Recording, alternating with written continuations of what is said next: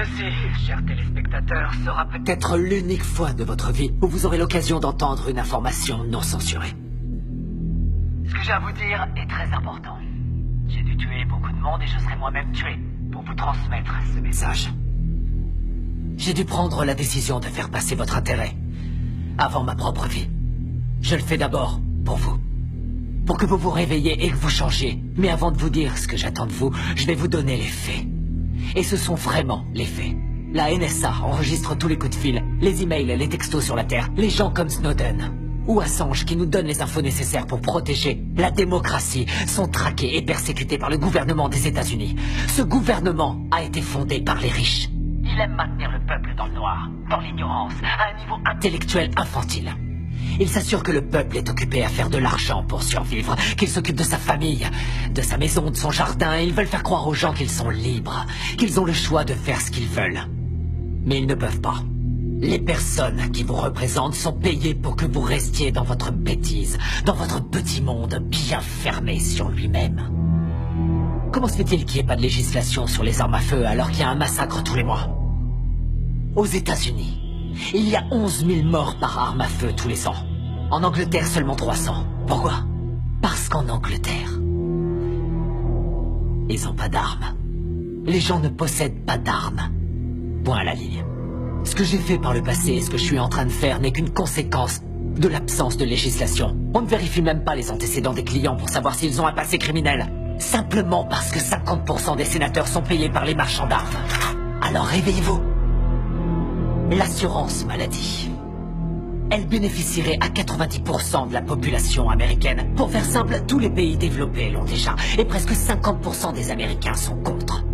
Parce que le lavage de cerveau médiatique fonctionne à merveille. La guerre en Irak était criminelle. Bush, Cheney et Rumsfeld ont menti aux Nations Unies et au reste du monde. Saddam n'avait pas d'armes de destruction massive et n'avait rien à voir avec Al-Qaïda. Nous savons que nos amis saoudiens ont financé les attaques du 11 septembre. Mais à cause de leur pétrole, nous ne faisons rien contre eux. À la place, nous avons envoyé nos soldats se faire tuer dans des pays qui n'ont rien à voir avec le terrorisme intérieur. Pourquoi Obama n'a pas fait juger le gouvernement Bush? Bush a coûté des centaines de milliards aux contribuables et a commis des crimes de guerre. Pourquoi Obama n'a-t-il entrepris aucune action en justice? Parce qu'ils sont tous les deux membres du même club. Il y a eu plus d'immigrés renvoyés sous son gouvernement que sous n'importe quelle autre présidence. Pourquoi n'a-t-il pas fermé Guantanamo, où des prisonniers sont enfermés sans avoir eu droit à aucun procès, sans aucune preuve depuis maintenant 13 ans? Il n'a pas mis son veto à l'approvisionnement des détenus dans le National Defense Authorization Act, ce qui en clair permet la détention infinie et sans procès, américains y compris. Nous avons une crise constitutionnelle aux États-Unis. Nous avons un État voyou, un État qui viole toutes les lois internationales, qui viole la Magna Carta, charte qui définit depuis 800 ans ce que nous appelons justice. Obama devrait être jugé pour ça et il devrait aller en prison. Les prisons, justement. Aux États-Unis, nous sommes 5% de la population mondiale et nous avons 25% de la population carcérale mondiale. Les gens vont en prison pour 10 grammes de cocaïne. La moitié des prisonniers est enfermée pour détention de drogue et la très grande majorité est noire. Pourquoi cette situation absurde reste inchangée? Je vais vous le dire. Parce que Washington reçoit de l'argent du lobby des prisons pour que ça bouge pas. Pourquoi les pop stars, les célébrités, les courtiers, tous les gens pleins de fric qui se gavent de coke et d'exta à longueur de journée vont jamais en prison? Parce que quand vous êtes plein aux as, vous êtes au-dessus des lois. Regardez Lincoln, le film de Spielberg, et vous croirez que la guerre civile a eu lieu pour libérer les esclaves. Comme quoi le milliardaire Spielberg vous rend encore plus bête. Et ils feront en sorte de projeter le film dans les écoles, de le diffuser à la télé en boucle pour toujours. Mais la vérité, c'est que toutes les guerres ont eu lieu pour le fric et que le petit peuple doit crever parce que les élites en ont décidé ainsi. Vous regardez la télé-réalité tous les jours pour tuer le temps et vous croyez que vous êtes à la page parce que vous regardez Anderson Cooper et d'autres coquilles vides sans la moindre opinion. L'apparence est sans importance, les marques sont sans importance, les drogues sont sans importance. Tout a été créé pour vous rendre idiot. La presse libre, la télé, les films hollywoodiens, l'école, l'université, la religion, tout ça c'est l'opium du peuple, comme dirait Karl Marx. Je vais vous ouvrir les yeux. Vous réveiller, vous changer. Je suis sûr que jusqu'à un certain point t'aurais voulu être un chantre de la vérité. Pas vrai? Avant que tu sois intéressé par le fric, par la télévision, je suis sûr que t'aurais voulu être un vrai journaliste. Je suis un vrai journaliste. Mais je crois aussi en l'ordre public et je crois en la Constitution. Ah, la Constitution est un mécanisme de contrôle pour les riches. L'ordre, c'est eux. Ils ont fait la Constitution pour protéger l'argent et les terres qu'ils ont volées. Les riches n'ont pas à craindre les lois et c'est partout dans le monde. Regarde les oligarques russes et les propriétaires allemands de l'industrie automobile, des chemins de fer, de l'industrie pharmaceutique. Ils ont tous utilisé le travail des esclaves sous Hitler. Pas vrai? Et les propriétaires de ces entreprises sont toujours les mêmes. La couronne britannique. Pas vrai. Et les nantis africains, eux, ils massacrent leur propre peuple. Ils empêchent leur pays de se développer. On lèche le cul des dirigeants arabes qui viennent avec leurs pétrodollars acheter des voitures de luxe à nos entreprises américaines pendant que quotidiennement ils exécutent leurs prisonniers. Ils accordent aucun droit aux femmes, ils tuent les gays. Seulement ça, on s'en fout royalement parce qu'ils ont le pognon. Nos grands patrons ne sont que des gangsters en costume à rayures. Ils se foutent complètement du régime des lois. Ils ont mis en place le plus sophistiqué des systèmes de sécurité intérieure de l'histoire de l'humanité. Ils ont violé les plus basiques de nos droits constitutionnels et nos libertés civiles. Ils ont détourné les ministères du gouvernement en filiales de leurs propres entreprises. Ils se sont emparés du système de contrôle de l'information pour saturer les ondes de mensonges dont tu es un bon contributeur, Chip. Tu n'es pas différent des autres journalistes. Tous les présentateurs de journaux sont dans la poche de quelqu'un. J'ai pas raison. C'est quoi le programme ici? Croyez que tuer des innocents est une solution. Je crois, oui. Franchement, est-ce que c'est pas la solution que l'Amérique utilise aux quatre coins du monde?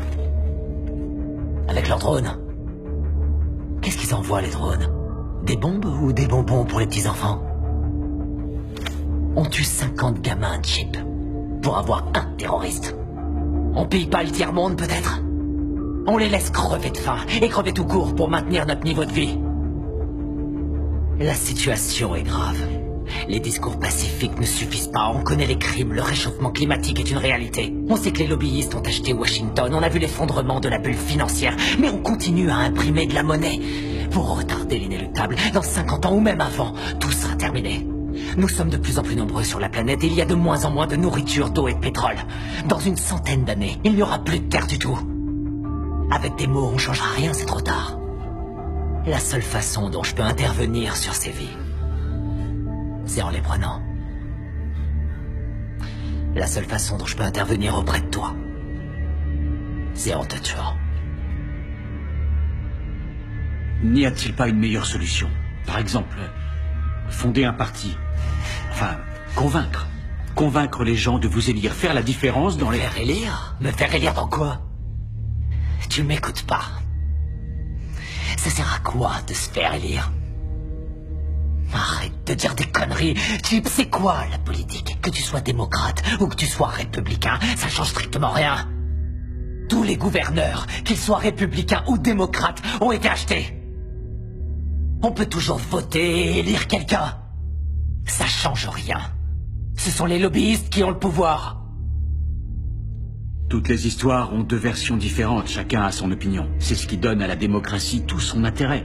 Le fait que nous puissions tous exprimer notre opinion. Ouais. Aussi longtemps que l'expression de ces opinions ne change rien.